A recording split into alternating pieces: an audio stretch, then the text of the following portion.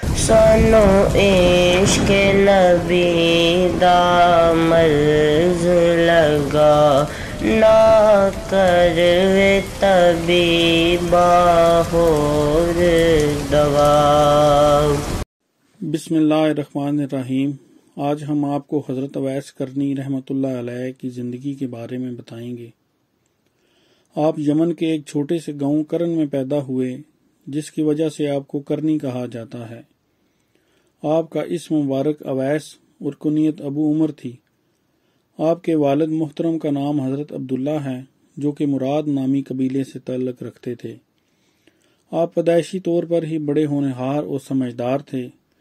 آپ کے والد کا انتقال آپ کی عہد طفولیت میں ہی ہو گیا تھا۔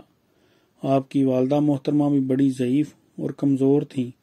ان کی آنکھوں میں بینائی بھی ختم ہو چکی تھی، مگر آپ نے اپنی والدہ محترمہ کی خدمت میں کوئی کسر نہ اٹھا رکھی۔ آپ محنت مزدوری کر کے اپنی والدہ کی خدمت کرتے۔ آپ میں شروع سے ہی مخلوق کی خدمت اور غرباء سے ہمدردی کا جذبہ اور شوق تھا۔ آپ زندگی کی منازل طے کرتے چلے جا رہے تھے کہ یمن میں اسلام کی روشنی کی شعائیں ظاہر ہوئیں۔ جو ہی اسلام کی روشن شعاؤں نے یمن کو منور کیا تو آپ کا سینہ بھی ان شعاؤں سے پرنور اور روشن ہو گیا، اور آپ نے اسلام قبول فرما لیا۔ اعلان نبوت اور اشاعت اسلام نے اس شمع ہدایت و نور کو جلا بخشی، اور آپ حضور اکرم صلی اللہ علیہ وآلہ وسلم کے سچے عاشق اور شیدائی بن گئے۔ حضور پاک صلی اللہ علیہ وآلہ وسلم نے آپ کو حکم دے رکھا تھا کہ آپ ہر وقت میری چشم باطنی کے سامنے ہیں، اس لیے مدینہ منورہ آنے کی کوشش نہ کریں، بلکہ اپنی والدہ کی خدمت میں مصروف رہیں، کیونکہ آپ کے علاوہ ان کی خدمت کرنے والا کوئی نہیں۔ آپ تابعین میں سے ہیں اور اپنے دور کے تابعین سے اعلیٰ مقام پر فائز تھے۔ وہ مشائخ تصوف میں سب سے اعلیٰ جانے جاتے ہیں، جس کی تصدیق حضور اکرم صلی اللہ علیہ وآلہ وسلم کے دہن مبارک سے ہوئی، مگر آپ حضور اکرم صلی اللہ علیہ وآلہ وسلم کی ساری عمر زیارت نہ کر سکے، جس کی بڑی وجہ آپ کی والدہ محترمہ کی تنہائی تھی۔ حضرت عبداللہ بن اوفی روایت کرتے ہیں کہ رسول اللہ صلی اللہ علیہ وآلہ وسلم فرماتے تھے کہ میری امت کے ایک شخص کی شفاعت سے بنی تمیم کی بڑی تعداد جنت میں داخل ہوگی۔ بعض کے نزدیک اس سے مراد حضرت اویس کرنی رحمۃ اللہ علیہ ہیں۔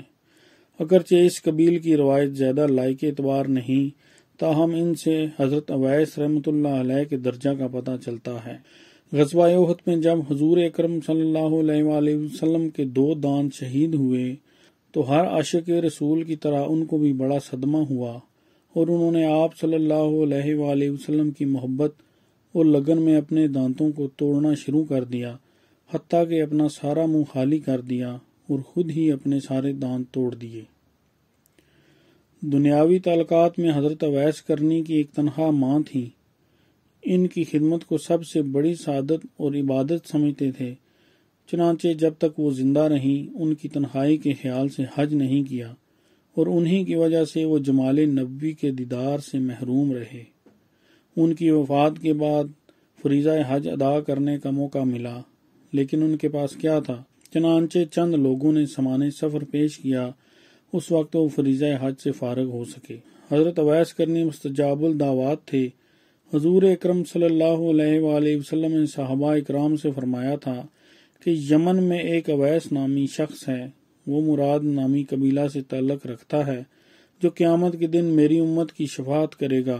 اور آپ صلی اللہ علیہ وآلہ وسلم نے اپنا چہرہ مبارک حضرت علی رضی اللہ تعالیٰ عنہ اور حضرت عمر فاروق رضی اللہ تعالیٰ عنہ کی طرف کر کے فرمایا، وہ ایک درمیانے قد کا شخص ہے جس کے بال لمبے لمبے ہوں گے، اس کے بائیں پہلو پر پھلری کا سفید داغ ہوگا، مگر وہ برس کا نہیں، ہتھیلیوں پر بھی ویسا ہی نشان ہوگا۔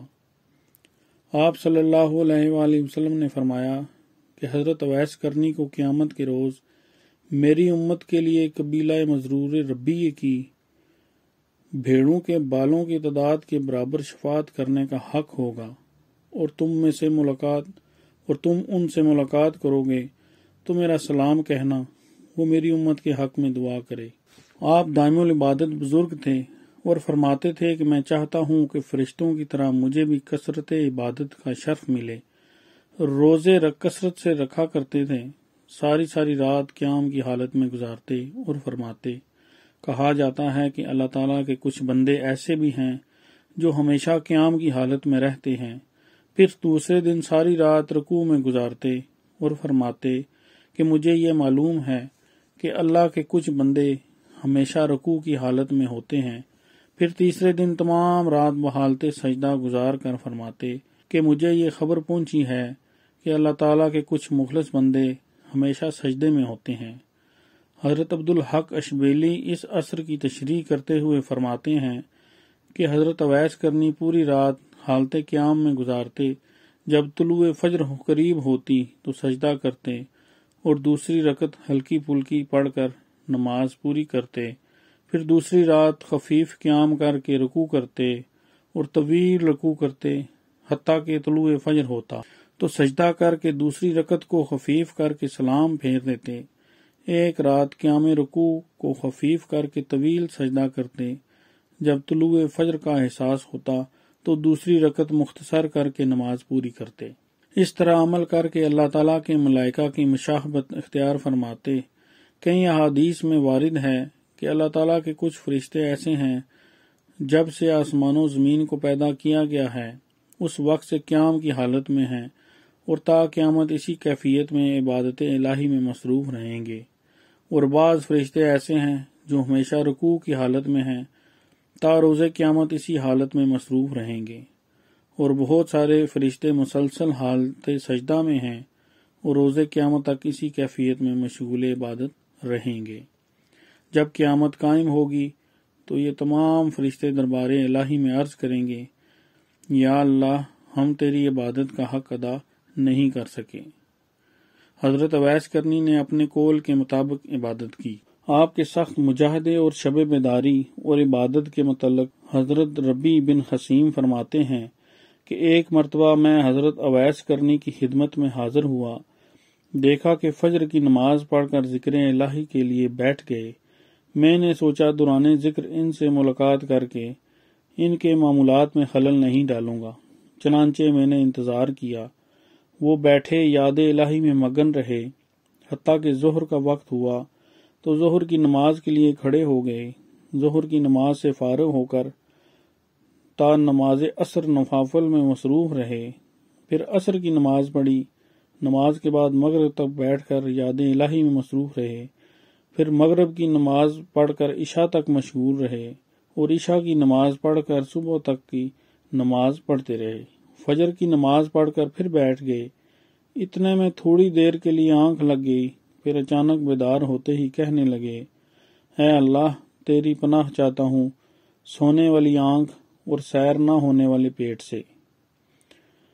جب شام ہوتی تھی تو حضرت اویس کرنی کے پاس جتنا کچھ کھانا کپڑا ہوتا تھا سب صدقہ کر دیتے تھے، پھر کہتے تھے کہ اے اللہ، کوئی بھوک سے مرے تو مجھ سے مواخذہ نہ کیجیے گا، اور کوئی عریانی کی وجہ سے ہلاک ہو تو اس کی باز پرس بھی مجھ سے نہ ہو۔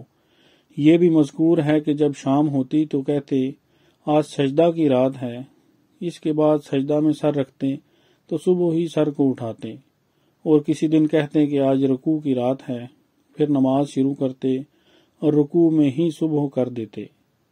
حضرت اویس کرنی بعض اوقات بدن کے کپڑے بھی خیرات کر دیتے تھے اور عریانی کی وجہ سے کھجور رکھنے کے بڑے برتن میں جا بیٹھتے تھے۔ زہد کا یہ عالم تھا کہ گھر بار، لباس اور کھانے پینے وغیرہ جملہ علائق دنیاوی سے ہمیشہ آزاد رہے، ایک نہایت بوسیدہ اور شکستہ مکان میں رہتے تھے۔ کھانے پینے کا یہ حال تھا کہ کبھی اونٹ چرا کر اور کبھی کھجور کی گٹھلیاں بیچ کر اتنی روزی حاصل کرتے تھے کہ کھا لیں تو جان بچ جائے، جو کہ شرعاً بھی فرض ہے۔ حضرت عمر فاروق نے سلوک کرنا چاہا مگر انکار کر دیا۔ لباس میں ایک صوف کی چادر اور ایک صوف کا ازار ہوتا تھا، اکثر وہ بھی میسر نہ آتا تھا، لوگ ننگے بدن دے کر چادر دیتے۔ پیٹ کے کھانے اور بدن کے کپڑے کے علاوہ کوئی چیز پاس نہ رکھتے تھے اور فرمایا کرتے تھے، خدایا میں تجھ سے بھوکے جگر اور ننگے بدن کی معذرت چاہتا ہوں، لباس جو میرے جسم پر اور غذا جو میرے پیٹ میں ہے، اس کے علاوہ میرے پاس کچھ نہیں ہے۔ آپ کی اس مجذوبانہ شان کی وجہ سے ظاہر بین عوام آپ کو راہ چلتے پریشان کرتے تھے۔ ایک مرتبہ آپ کپڑا نہ میسر ہونے کی وجہ سے حلقہ ذکر سے غیر حاضر ہو گئے۔ آپ کے شریک حلقہ اسیر بن جابر یہ سمجھ کر کہ آپ بیمار ہو گئے ہیں، آپ کے گھر پہنچے اور کہا، خدا تم پر رحم کرے، تم نے ہمیں چھوڑ کیوں دیا؟ آپ نے جواب دیا، میرے پاس چادر نہیں تھی، اس لیے میں نہ آ سکا۔ حضرت اسیر بن جابر رحمۃ اللہ علیہ کہتے ہیں کہ یہ سن کر میں نے اپنی چادر ان کو دے دی، انہوں نے واپس کر دی۔ میں نے اصرار کیا تو انہوں نے کہا، اگر میں چادر لے کر اوڑھوں اور میرے ہم قوم مجھے دیکھ لیں تو کہیں گے، اس ریاکار کو دیکھو کہ ایک آدمی کے ساتھ لگ گیا اور دھوکہ دے کر اس کی چادر لے لی۔ یہ الفاظ سن کر میں نے ان لوگوں سے کہا، تم کو شرم نہیں آتی؟ خدا کی قسم، میں نے جب انہیں چادر دینا چاہی تو انہوں نے انکار کر دیا۔